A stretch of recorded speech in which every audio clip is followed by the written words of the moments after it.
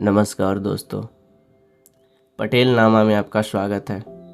आज जो आप कहानी सुनने जा रहे हैं उसका नाम है एक टिफ़िन का कर्ज। दिल्ली की सर्दियों में एक अलग ही बात होती है। सुबह का सूरज जैसे शर्माता हो और गलियों में कोहरे की चादर बिछ जाती है। उस दिन भी कुछ ऐसा ही था। राजेश जल्दी उठ जाता था, जैसे हर दिन उठता था। उसकी जिंदगी में कोई बड़ा बदलाव नहीं था। एक सी दिनचर्या, वही नौकरी, वही स्टेशन, वही मेट्रो और वही टिफिन। राजेश एक मिडिल क्लास इंसान था। ज़्यादा सपने नहीं देखता था, बस जो है उसमें खुश रहता था। उसकी पत्नी बीना एक सीधी सादी घरेलू औरत थी जो हर सुबह उसके लिए टिफ़िन पैक करती थी। कभी आलू का पराठा, कभी मटर पनीर और कभी दाल चावल। लेकिन उस दिन कुछ अलग था। जब राजेश ऑफिस के लिए मेट्रो से उतरा, उसने देखा एक 7 से 8 साल का लड़का फटे कपड़े पहने, गंदे बालों में, उलझन भरी नज़रों से मंदिर के बाहर पड़े फूल बीन रहा था। राजेश उसे रोज देखता था, लेकिन उस दिन उसकी आंखें जैसे अंदर तक चुभ गई। उसने जेब से टिफिन निकाला, कुछ सोचा और बच्चे की तरफ बढ़ा। बेटा, खाना खाओगे? बच्चे ने डरते डरते सिर हिलाया। राजेश ने टिफिन खोला और बच्चे को दिया। बच्चा ऐसे खाने पर टूट पड़ा जैसे ना जाने कितने दिन से भूखा हो। वहीं शुरुआत हुई। अब हर रोज राजेश के घर से 2 टिफिन बनते, एक उसके लिए और एक उस अनजान बच्चे के लिए। बीना ने एक दिन पूछा, आखिर किसके लिए बना रही हूँ ये? दूसरा टिफिन किसके लिए बना रही हूँ मैं? राजेश ने बस मुस्कुरा कर कहा, एक भूखे बच्चे के लिए। धीरे धीरे वो बच्चा भी खुलने लगा। उसने अपना नाम बताया, अयान। माँ बाप का कोई अता पता नहीं। कभी किसी ने छोड़ा, कभी खुद भटक गया। मंदिर के बाहर फूल इकट्ठा कर थोड़े पैसे मिलते, कभी मिलता कभी नहीं। राजेश ने कभी उससे ज़्यादा नहीं पूछा, बस खाना देता और सिर पर हाथ फेर देता।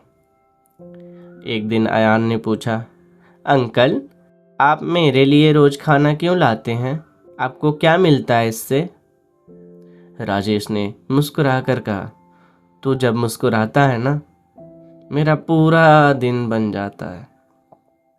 वो बात अयान के दिल में घर कर गई। कुछ महीने बीते। एक दिन अयान गायब हो गया।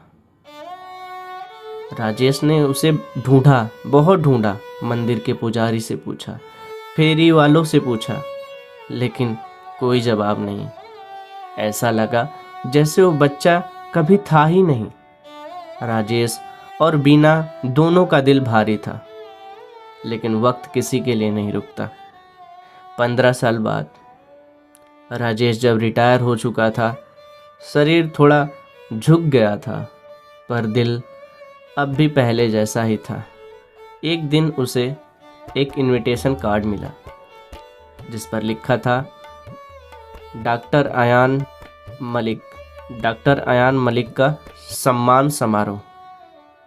शुरू में तो राजेश को समझ ही नहीं आया कि ये कौन है, लेकिन इनविटेशन कार्ड के अंदर एक चिट्ठी थी जिसमें लिखा था, राजेश अंकल, शायद आप भूल गए हो, लेकिन मैं नहीं भूला।